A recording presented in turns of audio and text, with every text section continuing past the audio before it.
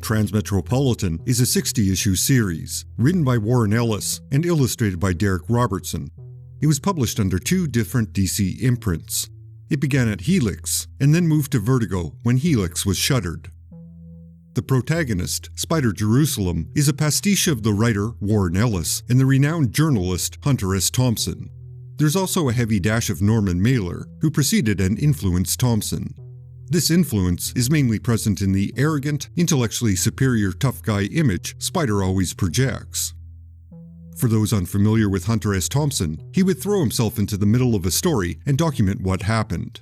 His writing was part anarchy, part personal journey, and part seeking the perceived truth of a situation.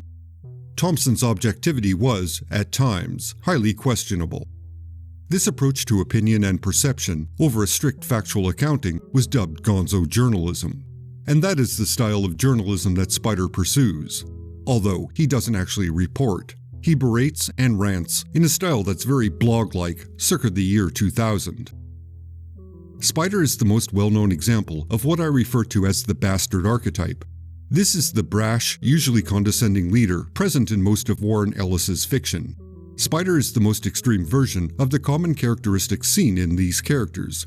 In fact, one could say these characteristics are taken to the point of self-parody, although possibly not intentionally. However, there are a few unique elements that set him apart from other contemporary examples, such as Jenny Sparks and Elijah Snow. In order to write, Spider has to be in the city. He has to be in the environment that he hates in order to be inspired. And, in a moment of character insight, it's revealed that in order for him to do his best work, Spider also needs to be despised by his audience. He doesn't want his articles to engender praise and adoration. He wants to inspire the fear and loathing he feels in others. By doing this, Spider is distancing himself from those he reports on, many of whom intentionally attempt to cultivate that unthinking adoration from their supporters. In many respects, Spider needs that existential distance to avoid being compared to those he criticizes. This distance is core to him being able to function effectively. It also allows him the moral superiority he constantly displays. While Spider may use some facts, the basis for all his arguments are his opinions, regardless of whether or not there are facts to support it. In other words, Spider's methodology is pretty loose. The integrity of the truth he reveals relies on the integrity he projects, which again is highly debatable. It has to be acknowledged that a lot of Spider's traits are present in today's political pundits and commentators, especially the more popular and controversial ones who engender divisiveness. After all, in today's climate, opinions and points of view are often mistaken for fact.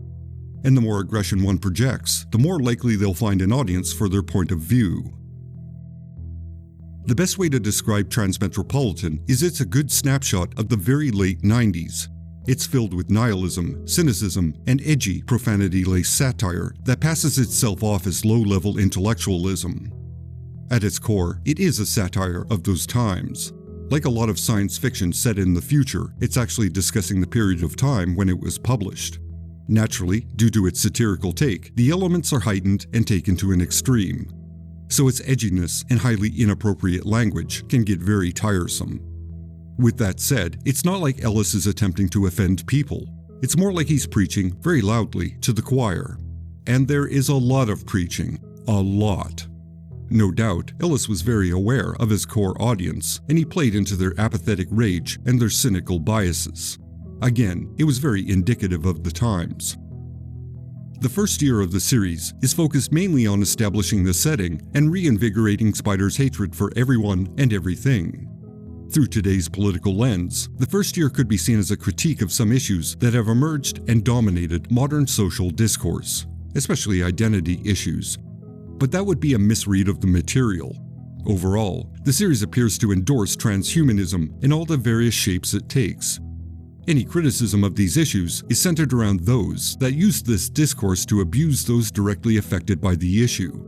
Spider looks at the figureheads, all of whom have a vested self-interest, whether that be power, influence, or money, often all three, in perpetuating or inciting an issue without attempting to find a resolution. The longer an issue perpetuates, the more benefit they achieve. Again, looking at modern times, it's this specific aspect where Transmetropolitan seems very prescient. The remainder of the series is focused directly on American politics, specifically the beginning of an election and the final result. The series then concludes with the newly elected president directly messing with Spider to exact revenge for the unflattering coverage Spider provided. The two presidents Spider battles is the incumbent, the Beast, who is very likely a loose parallel to Richard Nixon, and the Smiler, who seems to be a mix of Tony Blair and John F. Kennedy. Their political affiliation, whether right or left, is never explicit, nor is there any solid indication their politics lean in any specific direction. They are simply career politicians with reasonably transparent goals. Here's the major problem with Transmetropolitan. Everyone Spider sets his sights on is a straight-up straw man. They are transparently evil or malicious in some capacity. And quite honestly, Spider seems to know a lot of people who tell him exactly what he needs to know at exactly the right times. When he doesn't immediately get what he wants to hear, Spider resorts to violence, or he blackmails people with exposure if there's someone with reasonable clout and a reputation. Furthermore, if Spider doesn't have, actual facts, he has no issue wildly speculating about what the relevance of some information means. And he's never wrong. Not to mention, every target has at least one disgusting, exploitable flaw that's easily uncovered by Spider. Now one could interpret that as a commentary concerning how the rich and powerful care very little about their bad habits becoming public, or one could look at it as very convenient writing about very convenient straw men. Finally, everything Spider says or writes is taken as gospel truth. Literally, and I mean literally, no one shows any sign of skepticism concerning his opinions and claims. Spider's extraordinary claims meet extraordinary acceptance. Again, this is a narrative convenience, and, especially on a reread, these two elements stand out like a flashing neon pink sign. The final story arc needs a little context because it was published after September of 2001. The focus of the final year of the series involved attacking and taking down a sitting president.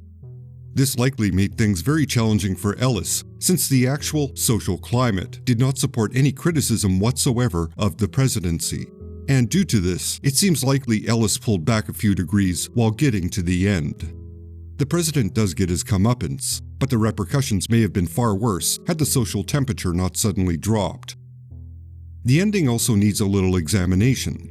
Spider is diagnosed with, and begins to succumb to, a degenerative nerve disease. The odds of recovery are 1%, which, as we discover at the very end, Spider is someone included in that 1%. He ends up being perfectly fine and left to his own devices in his mountain retreat.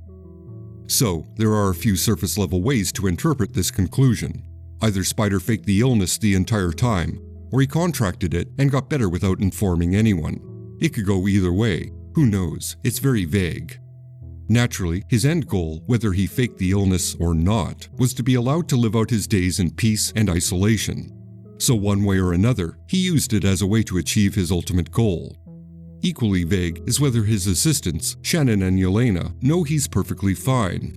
Both spend a significant amount of time with him, so they must be in on the ruse. It's never made clear whether they are or not.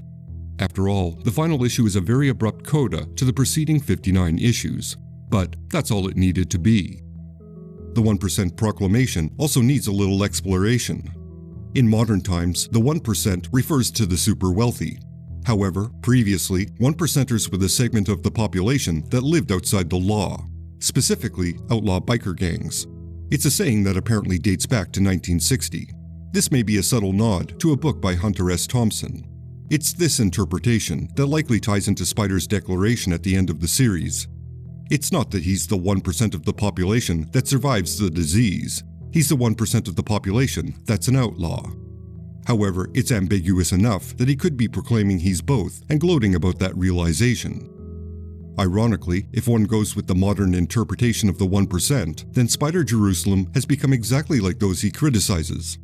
In the end, he cares very little about his audience and feels no responsibility towards them. The after effects of removing a president are not his concern, nor does he, at any point, provide an actual solution to the corruption he exposes.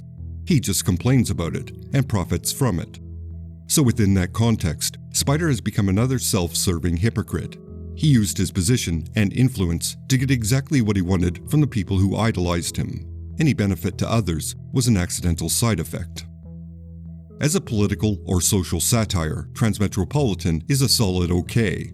It accomplishes what it sets out to do, which is make a mockery of certain topics while highlighting the corruption that's prevalent in the world. It reads like an attempt to loudly appeal to young, disgruntled people who live in the margins of society. In that respect, it is very shallow, especially in comparison to other similar works, such as The Thick of It and Veep by Armando Iannucci, and the first season of The Newsroom by Ken Finkelman. As social and political satires, those three examples really make Transmetropolitan look very basic. Although, to be fair, Warren Ellis, via Spider Jerusalem, does display some empathy and respect for transhumanism. He delves into such topics as people who transform themselves with an alien genome, or those that become nanotech dust, and he makes a case for the preservation of societies and cultures. There is an appreciation for the technological advances that allow people to express themselves in the manner they choose. So it's not all dirty language and edgy situations. There is a heart buried deep in the material. All that's left to say is, thank you for watching. If you enjoyed this video, please subscribe, like, comment, and all that good stuff. Additional thanks to all those that directly support this channel and help keep the lights on. I appreciate every single one of you. Thank you.